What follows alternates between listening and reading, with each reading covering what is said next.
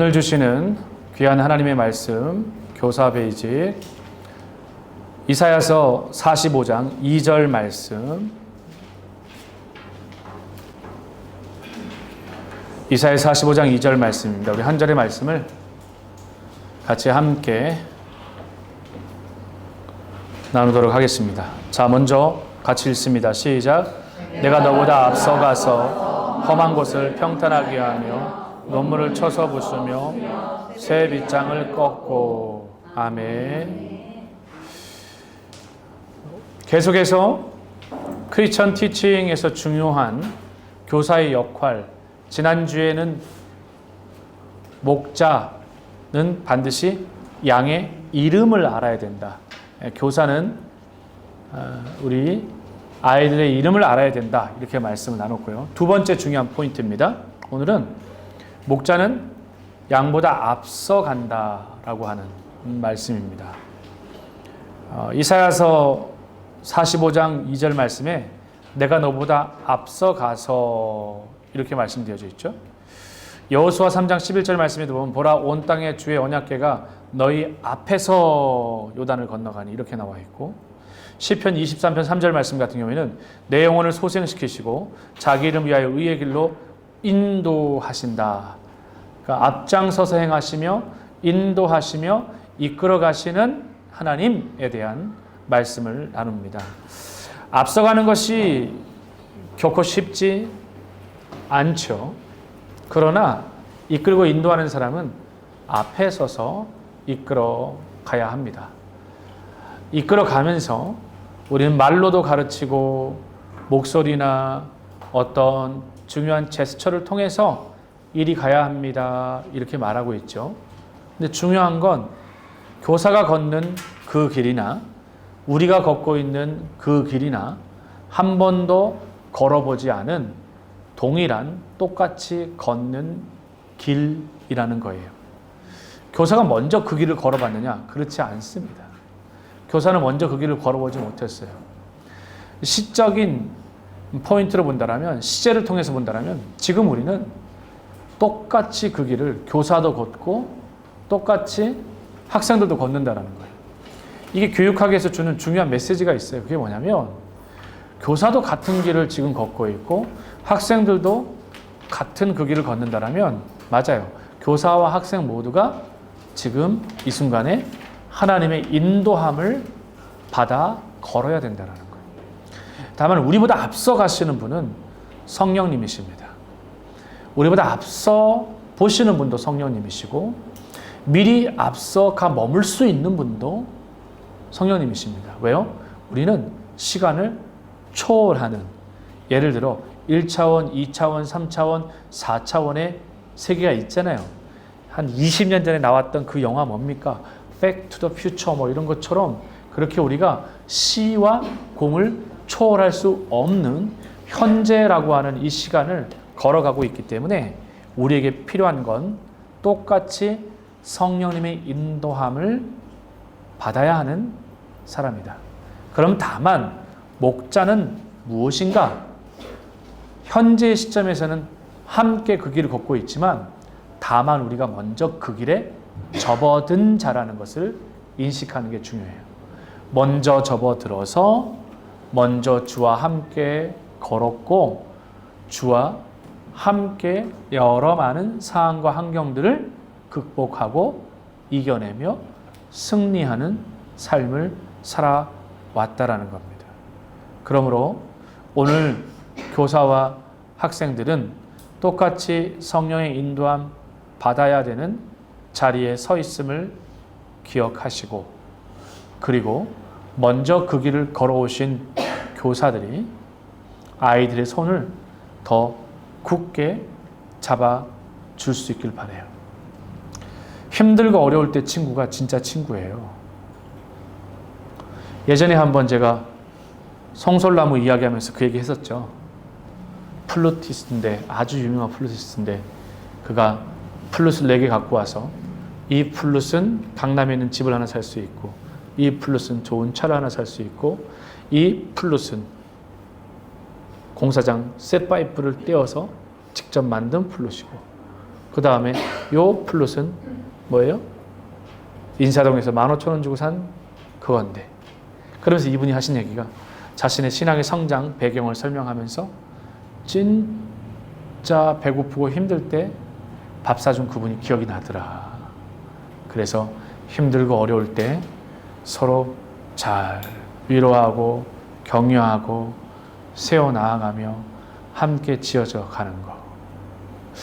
그리고 이번에 지진을 겪으면서 많은 분들이 많은 생각을 했을 거예요. 그죠? 결코 안전지대가 없어요. 이제 일본에 향후 30년 내에 진도 9.0 이상 되어지는 난카이 대지진이 일어나게 될 거라 이렇게 얘기를 하잖아요. 일부 예배 때는 제가 구체적으로 얘기 안 했지만 지진을 어제부터 제가 공부를 했어요. 오늘 아침 설교하러 가기 전까지도 기도하면서 지진을 공부를 이렇게 했어요. 미얀마에서 방콕까지 거리가 1000km였는데 난카이 대지진 지역부터 서울까지 거리가 870km까지밖에 안 돼요. 그 이야기는 아까 말했던 것처럼 장주기 지진이 오게 되어지면은 한국도 결코 안전하지 않다라는 것을 보여주는 거죠.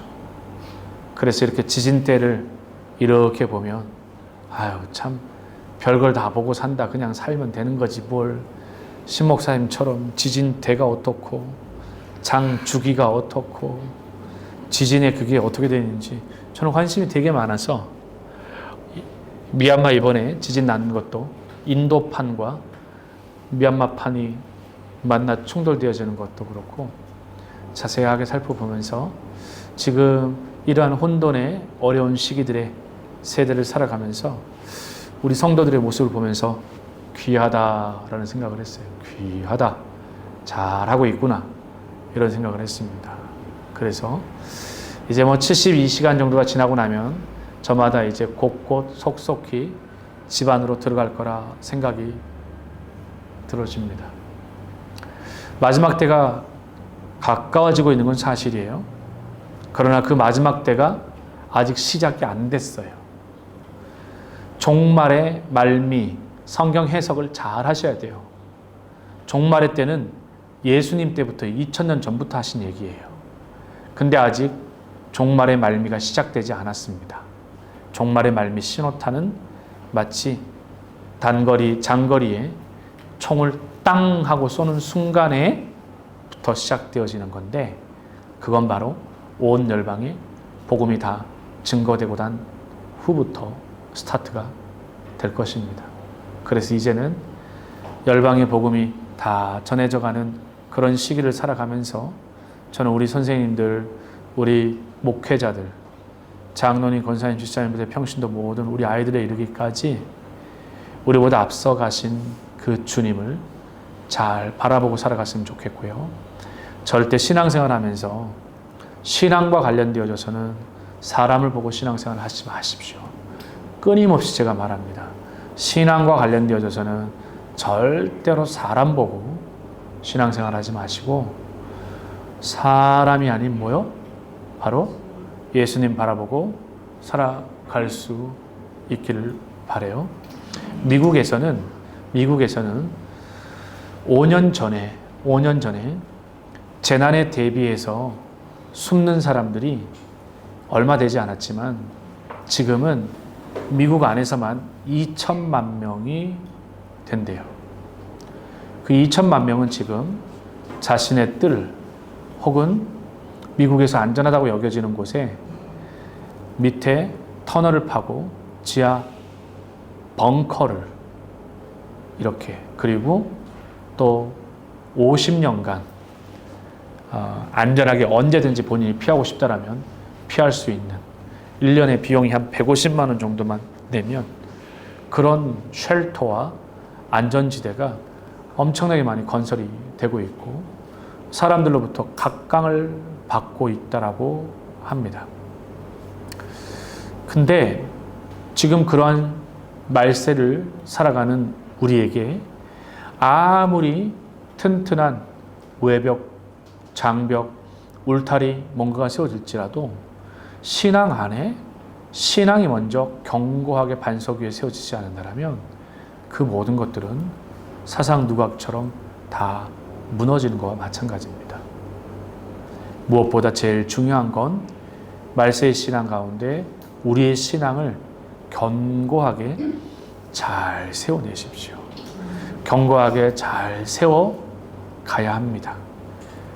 몰라보게 신앙이 자라는 것처럼이 아니라 알아보도록 신앙이 해마다 자라갈 수 있도록 단기 목표를 세우시고 단기 신앙의 목표들을 하나하나 세워져서 눈에 띄게끔 작년보다 지금이, 지금보다 내년이 더 주의 은혜 가운데 견고한 믿음의 신앙으로 세워지고 굳게 또 세워질 수 있도록 무릇 여러분의 신앙을 지켜나가고 세워갈 수 있는 그러한 여러분 되기를 간절히 소망합니다.